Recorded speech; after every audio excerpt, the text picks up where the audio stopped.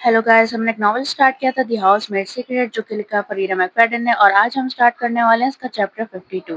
लेकिन chapter start करने से पहले मेरी एक रिक्वेस्ट है कि अगर आपको हमारी वीडियोस पसंद आई तो kindly like share and subscribe करना ना भूलिए।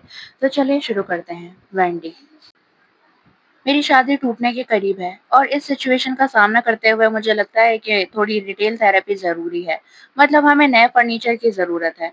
मैं इंतज़ार करती हूँ जब तक मैं शहर वापस नहीं आ जाती, क्योंकि आइलैंड पर अच्छा फर्नीचर मिलना मुमकिन ही नहीं। मुझे पता भी नहीं चलता कि डॉगलास ने अपने पुराने अपार्टमेंट का ज़्यादातर फर्नीचर उठवा कर हमारे पेंट हाउस में रखवा दिया है। ऐसा लगता है जैसे किसी ऐसे स्टोर से लिया गया हो जहाँ नाम में डिस्काउंट या वेयरहाउस लिखा हो। मुझे तो उसे देखना भी मुश्किल लगता है। मैंने डॉगलास को समझाने की कोशिश की कि एक घर का फर्नीचर आपस में मैच होना चाहिए और क्लासिक।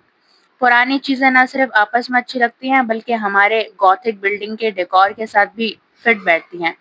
डॉगलास ने मुझे सिर्फ खाली आंखों से देखा, जैसे मैं उसे जावास्क्रिप्ट या क्लिंगॉन में बात कर रही हूँ, जो भी जबान उसको सबसे ज्यादा समझ आती हो।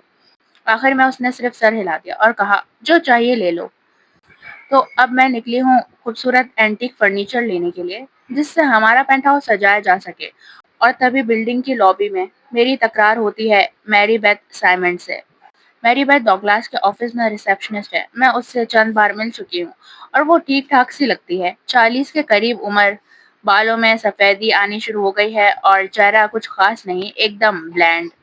वो ऐसे भद्दे स्कर्ट्स पहनती है जो इतने परफेक्ट लेंथ के होते हैं, जो उनके काफ को और भी मोटे दिखाते हैं।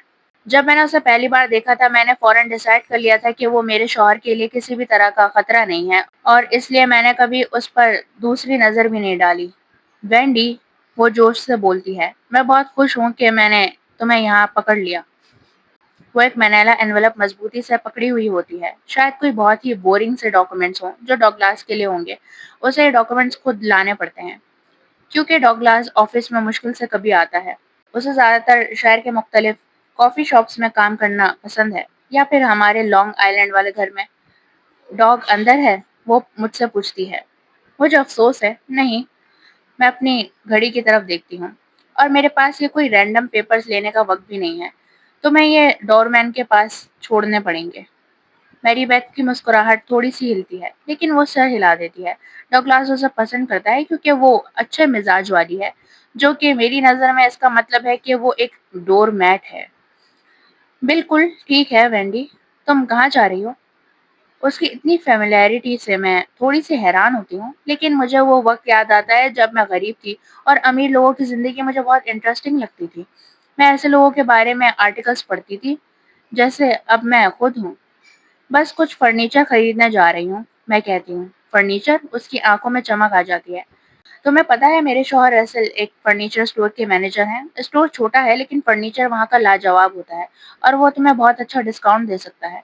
वो अपने पर्स में कुछ ढूंढती है, एनवेलप गिरते गिरते बचता है, और आखिरकार एक सफेद रेक्टेंगुलर कार्ड निकालती है जिसमें एक छोटा सा लिपस्टिक का दाग होता है। ये उसका कार्ड है, सिर्फ कह देना कि मैंने भेजा है। मैं कार्ड को अपनी उंगलियों के सिरे से पकड़ती हूँ। थोड़ा हिचकिचाहट होती है क्योंकि वो मैरी बेथ की मिस्ट्री पर्स से आया है। हाँ, शायद। अच्छा, वो चमकती मुस्कुराहट के साथ कहती है। अच्छा लगा तुमसे मिलके वेंडी। वो डोरमैन की तरफ जाने लगती है, लेकिन उससे पहले मैं उसे पुकारती हूँ, मैरी बेथ। वो पलट कर देखती है, उसी मुस्कुराहट के साथ जो उसके चेहरे पर होती है।